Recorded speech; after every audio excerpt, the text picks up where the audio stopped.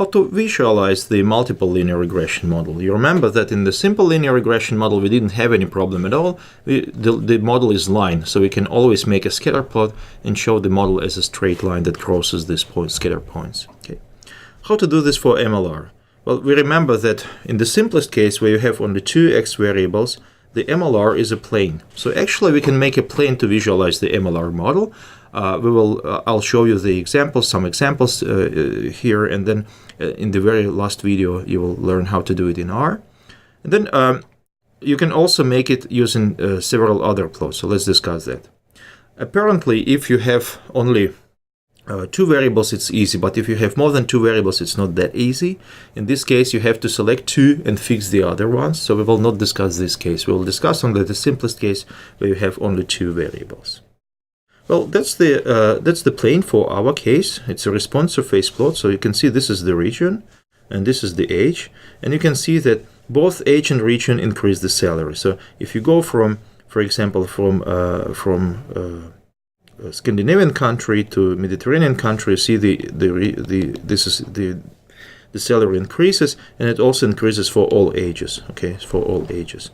And then if you go from the young age to the older age, you can see that the salaries is increasing also for each country.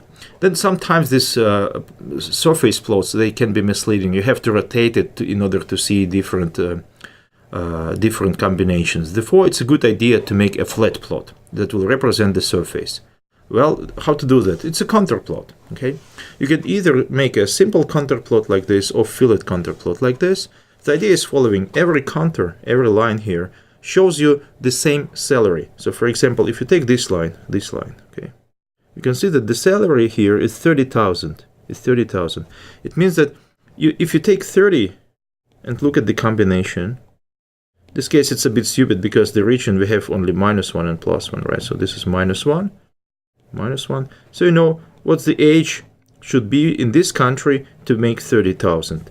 And for example, if you want to have the 30,000 in another region, in this one, in the Scandinavian region, you should be at least 10 years older. Okay, so in Scandinavian and Mediterranean region, the difference between the same salary is 10 years actually. Okay, so the contour plot tells you also the direction. So where the biggest where the y value is growing. So you can see that the direction is this one, right? So you can make an orthogonal line here. So that's the direction. So in this direction, we have the increase of the salaries, right? So it means that the income should go in this direction and the region should go in this direction, okay? And then the fillet contour plot, it tells you, it shows you the same, but it uses the color gradient. You have the smallest value as a cyan color, you have the largest value as a magenta color, and then you have this color gradient that goes from one side to another. Then you also have this a legend that shows you what color, which number, which salary every color corresponds to. Okay, so I highly recommend you to use these two plots to visualize how y relate to x and x1 and x2. Then let's talk a little bit about interactions. What is interaction? Well, interaction, it's a very specific thing. Imagine that you have only two factors. So let's talk about only two variables, two x variables. For example, it can be age and region, or it can be anything else. If two variables interact, it means that influence of one variable depends on the value of the second variable. Let me give you an example. Let's say you have region and gender. Okay, so let's assume that our income depends both on region and gender. But let's say in Scandinavia, the males and females have the same salary. But in Mediterranean region, for example, males have higher salary or females have higher salary. So in this case, region and gender interacts because the difference in the salaries of males and females depends on the region. So influence of gender, influence of sex of person depends on which region the person is from. So in this case, these two variables interact. Okay, and how to take this into account when you make a model? Well, you just need to take into account the interaction term, which looks like this. So in this case, we have two models. In each model, we have only two predictors. This model is without interaction, so it's a model we used to, right? In this model, we take into account interaction by simply multiplying the values for x1 and x2. So in this case, we will also be able to see how these two variables interact. So for example, when x1 is small and x2 is large, or when x1 is large and x2 is small, or when, for example, they have equal amount of values. Okay, so that's how to take into account the interaction. And in fact, you can also do it for any number of factors. For example, in this case, you can see I have 3 factors, and then I have interaction between x1 and x2, interaction between x1 and x3, and interaction between x2 and x3. Okay. The good thing is that usually you need to take into account only interaction between 2 factors, between 2 variables, because interaction between 3 or more variables is usually noise, random. What happens if you make an interaction model? In this case, the model is not linear anymore, right? So you have this nonlinear term.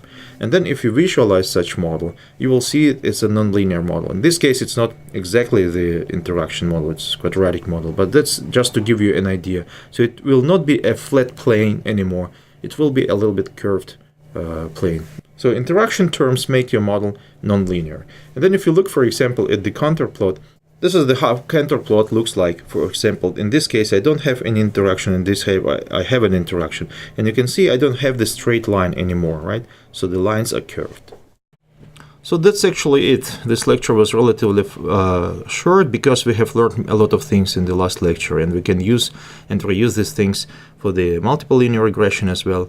And in a minute, I will show you how to do the things in R. But just to conclude, so MLR, it's just the simplest model where you can take into account influence of several factors, of several variables to a response. The MLR model can be evaluated using the same tools as we learned in the previous lecture for simple linear regression, because for evaluation of your model you need only 2 things, mostly the predicted values and the real y values. Okay. Then the regression coefficients in MLR, you can think about them as a measure of influence, how every variable influences y. And remember that you need to make an inference to see that how likely that regression coefficients for the population is actually not influencing at all. MLR can be used only if x values are measured very precisely, then errors for measurement of y are randomly distributed, random and normally distributed, and x variables are not correlated, do not correlate with each other. So you remember that correlation might be a problem, especially if the correlation is high. And this, if all the requirements are met, you can simply use MLR and get a lot out of it.